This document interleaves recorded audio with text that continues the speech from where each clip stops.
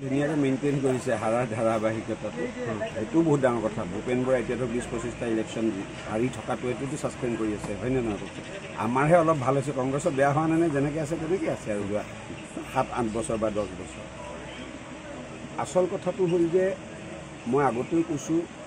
এটা ৰাজনৈতিক দল যদি টিকি থাকিব লাগে তেতিয়া নিৰ্বাচনী সৰ্বোচ্চ কথাটো নিৰ্বাচন আপোনাৰ নিৰ্বাচনী ৰিজাল্টৰ ওপৰত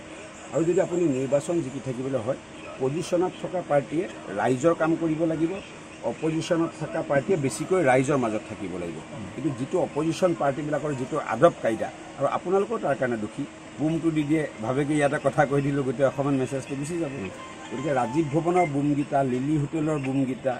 সোণাপুৰৰ ৰিজৰ্টৰ বুমগীতাৰ পৰা আঁতৰি যদি অপজিশ্যন পাৰ্টিবিলাকে ৰাইজৰ মাজত কাম কৰিলেহেঁতেন ৰাইজৰ মাজত থাকিলেহেঁতেন আৰু কিছুমান অদ্ভুত বিষয় উপস্থাপন নকৰি ৰাইজৰ সমস্যাৰ লগত জড়িত বিষয় উপস্থাপন কৰিলেহেঁতেন তেতিয়া ভাল হ'লহেঁতেন কিন্তু সেইটোতো কৰিব নোৱাৰে নহয় আমাৰ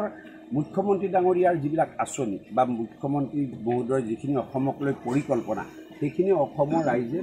বুজি উঠিছে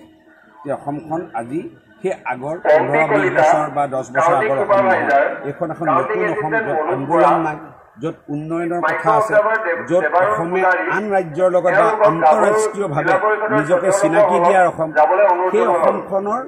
মুখ্যমন্ত্ৰী মহোদয়ৰ যি পৰিকল্পনা তাক ৰাইজে আঁকোৱালি লৈছে আৰু ৰাইজে সেইকাৰণে মুখ্যমন্ত্ৰী ডাঙৰীয়াৰ পিছফালে